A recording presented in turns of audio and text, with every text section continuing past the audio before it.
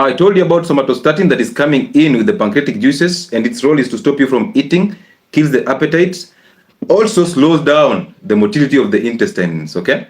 And then it is a universal inhibitor, so it inhibits growth hormone. Number 2, insulin. So it blocks growth hormone, it blocks insulin, it blocks glucagon, it blocks the thyroid hormone. That's why most of you who have thyroid issues, hyperthyroidism, are given octreotide. It also blocks the gut motility, so you have slow movements. And again, people who have constant diarrhea can be given octreotide.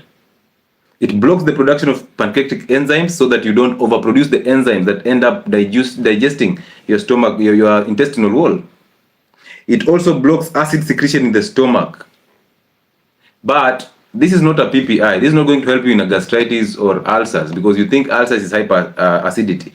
When you see an excessive production of a stomach acid, simply know that you either have a tumor that is causing excess production of the hormone that is called gastrin, that causes excessive production of the acid. Therefore, hyperacidity, if your doctor tells you have hyperacidity, ask them, do I have any tumor? Do I have any tumor?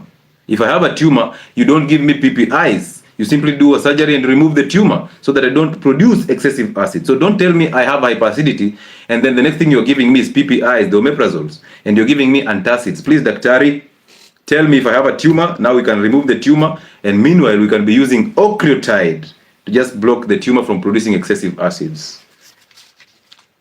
Mshaanza kuwa madaktari. Mutasumbua. Huku mbele mutasumbua. Na tunahurumia madaktari wenu sana. Now, what is now pancreatitis? That organ that is producing all those hormones, when it becomes swollen, inflamed, or blocked so that the juices cannot flow into the small intestines, this is now an inflamed pancreas. We call that pancreatitis. Two forms. We have the acute one and the chronic one. The acute one, very, very fast symptoms and they disappear within no time. Okay? But sometimes they need attention. The chronic one, the symptoms have persisted for the long period of time, and therefore your pancreas is actually getting necrotic, it's getting rotten. And this can actually cause you more problems than you can imagine. But listen to this. How would you know you have pancreatitis? Because some of the symptoms can actually be the same to somebody who is suffering from an inflamed appendicitis. So what happens is you'll get a lot of abdominal pain and epigastric pain that actually comes in and then radiates to the back. Now listen, there are people who will tell me, oh, doctor, I have this pain. And I'm thinking now, because you talked about pancreatitis, this is pancreatitis. No, do not do that. There are several tests that will be done to diagnose pancreatitis, and I will talk about them. So you feel these strong pains, abdominal upset and epigastric pain. And then that epigastric pain it radiates to the back. But when it radiates to the back, it comes with different symptoms also. Vomiting is actually number one on that. So they vomit so bad. We have very mild fever, but now at some point the fever goes to the extremes. Okay? We also have an inflamed tongue. That tongue that looks red and white patches also. Now when you see that, you start realizing there's a problem. So therefore you have to go for clinical diagnosis in the hospital so that they can actually run you through different tests. The liver test, the lipase test and all that, even the CBC, the complete blood count, so that they get to ascertain what is your problem. Like literally, if it's the pancreas, then now we can fix the pancreas. If it's something else, we can fix something else.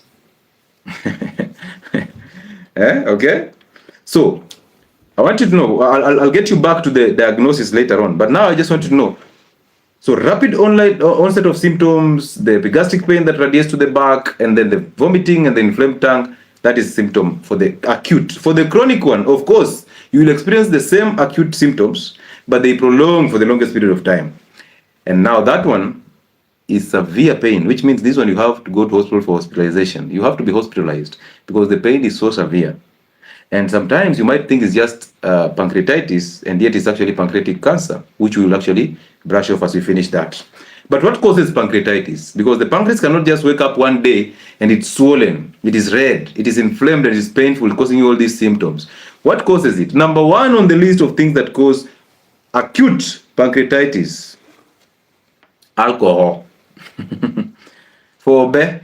Alcohol. The same, it is number one on the causes of chronic pancreatitis. Maze, this is crazy. Alcohol nowadays is marketed so much. But even you know very well Why are you taking alcohol that is actually going to drain money from your pocket? When I say alcohol, I mean every single type of alcohol. It doesn't matter. Wine, I think wine is good for the stomach. Who told you that? It's not. Wine, beer, spirits, what else? Whiskey, scotch. Muratina is part of it. Yes. So when you say, oh, Muratina, oh, you know me, I take Busa, and Busa is a brew for us. Yeah, it's a brew for you. It has alcohol content. That's a problem. Now, you can choose to take alcohol if you want to. I don't have a problem with you. Go ahead and take it. You have the money, you have the resources, do it. But simply know, number one, on both acute and pancreatitis causes, chronic and acute, alcohol in all forms. Number two, this one you have to be keen. Ladies, there is a reason why pancreatitis is more prone in women than it is in men. Anybody with a rough idea? Most women, after or when they age, they accumulate estrogen. Did you know estrogen is one of the major causes of gallstones? So when you have gallstones, ladies, and then you go and your doctor removes the gallbladder, and the doctor does not fix the diet, you still have issues with high estrogen, the estrogen dominance. You're still using the hormonal contraceptive. You're still eating the GMO foods. You're still using skin products that have high estrogen. What is going to happen is you're going to get more stones that will actually block the pancreatic ducts, and therefore no pancreatic juices will leave the pancreas to come into the small intestines. And when they start accumulating, that is going to cause you a lot of problems. And number one is pancreatitis. So therefore, estrogen and obesity, because estrogen causes you to accumulate fat. Estrogen and insulin are storage hormones. So when I tell you to lower estrogen, and then you start saying, oh, okay, estrogen is a female hormone. I tell you, okay, I'm telling you the truth. If you lower estrogen, you lose fat. If you lower estrogen, you will never suffer from pancreatitis or even gallstones. If you lower estrogen, you will not be angry. You will not get into depression. So do not allow the system to actually raise your estrogen and then use the same thing to actually give you medication. Don't allow them to make you a slave. And gynecologists are so good at making you slaves at this point. They are so good at doing this. That's why they will defend the hormonal contraceptive with all they got, because they know 7 years down the line, you will still come back and you will sustain their clinics. This surgery is expensive. Very expensive. Good. Number 3, medication. On medication, steroids, gym supplements, non-steroidal anti-inflammatory drugs, the diclofenac, the ibuprofen, the meloxicam, the aceclofenac, these are drugs that actually cause acute pancreatitis. The anti-cancer medication, but most importantly, people who have diabetes, the drug that is called sitagliptin. This is a drug that is the combination of the Triviamet. Triviamet has metformin and sitagliptin. On extends that sitagliptin, they're actually called gliptins because they end with the word gliptin, sitagliptin. This gliptin word is the end of the. So go and read on that pack of your drugs. If you see a gliptin there, simply know chances of you getting a pancreatitis later in future, they are going high. Now listen to this. If you have been diagnosed with diabetes and then possibly type 2 diabetes, which basically means you're either unable to produce enough insulin or your cells are insensitive to insulin. Put aside this guy who has insulin insensitivity. Let's talk about this guy who has low production of insulin from the pancreas. And then this guy is still eating inflammatory foods that cause pancreatitis. And then this guy is put on drugs for diabetes that actually destroy the pancreas. Now this guy is going to go into deficiency of insulin totally. Now that's the time you'll be diagnosed of again type 1. Then you start wondering, how did I get to type 1 and I was type 2? They actually caused you to go from type 2 to type 1.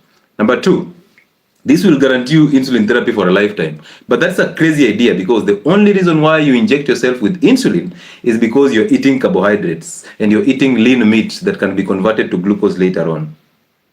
This is one thing that doctors, diabetologists, and the system will never accept. But the truth is, the only reason why people inject themselves with insulin is because they are feeding diabetes. And one way to feed diabetes is to be on drugs for diabetes. Hello? One way to feed diabetes is to be on drugs for diabetes. So imagine You are diagnosed with diabetes, I give you drugs for diabetes, and these drugs destroy the pancreas. Now you are more diabetic, and now you have to take insulin, and insulin makes you more diabetic, and now you have to go later on for the complications of diabetes, which is the kidney failure, therefore dialysis, therefore heart problem and a stroke. But I was treating diabetes, right? Again, maybe this is for entertainment purposes only. Maybe this is for entertainment purposes only, because this is now where we enter into comedy, right? Imagine that. First diagnosis, diabetes. First line drug, metformin plus sitagliptin. Because metformin on its own is not working. They add you a combination of metformin plus sitagliptin. Now, pancreatitis. You move ahead. What next is going to happen to you? You're going to get problems with the pancreas production of insulin and even glucagon. Therefore, you are unable to regulate blood sugars. Again, you cannot even burn the sugars that you've stored in the cells because you're not producing glucagon. So now what do? We have to give you insulin to keep on pumping what you're eating into the fat cells. So one, keep going fat, keep growing fat because insulin makes you fat. And number two, this insulin is not going to change your kitchen. So keep eating what you're eating, inject insulin, continue creating a dump site in your system. Now when you get your kidneys destroyed, we'll head you straight to dialysis. We'll do this session, 10,000 shillings only. I mean, 3 sessions per week, that is 30,000 per week. So don't worry. I mean, so you have a pay slip, 30,000 every, you have a good insurance, 30,000 every week, multiply that by 4, that is 120,000 shillings every week. Do you think you can afford that? And you're the first person to tell me we shall all die. Mbinguni tutapewa mwili mpya. Wewe. Utapewa na nani? And if you didn't know, heaven is actually inside you. It's not something you're thinking you'll fly up there to be given a new body. So the kingdom of heaven is actually within you. The scripture is within you. So imagine how stupid you look when you say one day we will die and you'll be given a new body. Who will give you a new body? You only have this one. Fix it.